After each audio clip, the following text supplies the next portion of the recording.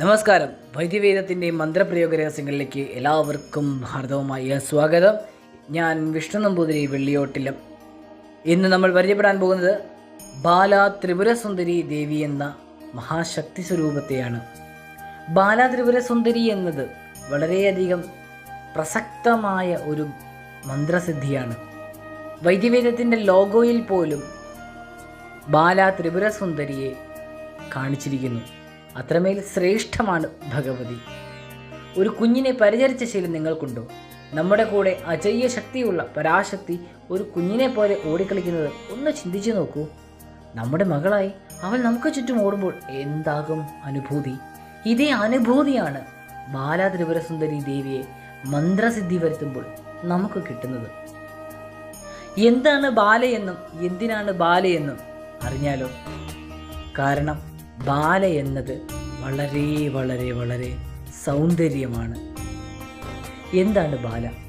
മഹാശക്തി സ്വരൂപിണി ദേവി 9 വയസ്സുള്ള ഒരു പെൺകുട്ടിയുടെ രൂപത്തിലും ഭാവത്തിലും ബാലികാഭാവത്തിൽ നമ്മുടെ കൂടെ ഉണ്ടാവുക എന്നതാണ് ബാല. ഭഗവതി രൂപത്തിലെ ഏറ്റവും ശ്രേഷ്ഠമായ ഒന്നാണ് ഈ ഭാവം. ഏതൊരാൾക്കും അത്ര പെട്ടെന്നൊന്നും ഈ ഭഗവതി പ്രീതി നേടുവാൻ സാധിക്കുന്നതല്ല എന്നതാണ് ഇതിലേറ്റവും പ്രധാനപ്പെട്ട ഘടകം. ഇച്ഛാശക്തി, ജ്ഞാനശക്തി, ക്രിയാശക്തി, സ്വരൂപിണി എന്ന ലളിതാ സഹസ്രനാമത്തിൽ വിശദീകരിച്ചതും ഇതേ ബാലയെ പറ്റിയെ തന്നെയാകുന്നു. അത്രമേൽ ഇച്ഛയും അതിനെപ്പറ്റിയുള്ള അറിവും ആകാംക്ഷയും ഇഷ്ടവും ഉണ്ടെങ്കിൽ മാത്രമേ ബാല നിങ്ങളിലേക്ക് വന്നു ചേരുകയുള്ളൂ. എന്നാൽ ഒരു നിർബന്ധമുണ്ട്. ബാല എന്നത് എന്തെന്നോ ഇങ്ങനെ വരുമെന്നോ ആരോടും ചോദിക്കാനോ പറയാനോ പാടില്ല. ഒരിക്കൽ ബാല നിങ്ങൾക്ക് പ്രീതി നേടിയെങ്കിൽ അവൾ നിങ്ങൾക്ക് മുന്നിൽ എത്തുന്നതിന് മുൻപ് നിങ്ങളെ പരീക്ഷിക്കും. നിങ്ങൾക്കൊരു പെൺകുട്ടി ഉണ്ടാവുകയും ചെയ്യും. അവളെ നിങ്ങൾ നോക്കുന്നത് പോലെയാണ് ഭഗവതി നമ്മളിലേക്ക് എത്തിച്ചേരുക എന്നതാണ് വളരെ ശ്രേഷ്ഠമായ കാര്യം. ബാല ത്രിപുരസുന്ദരി ഓർക്കുക, അവൾ ഒരു മകളാണ്, അമ്മയാണ്.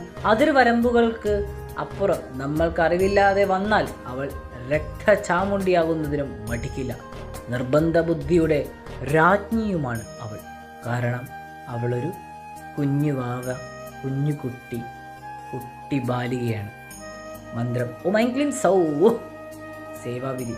സ്ത്രീകൾ, കുട്ടികൾ, പെൺവർഗത്തിലെ ജീവികൾ ഇവയെ ഒരു വികാരത്തിൻ്റെ മുകളിൽ ഉപദ്രവിക്കാൻ പാടില്ല. എപ്പോഴും പ്രസന്നമായിരിക്കണം.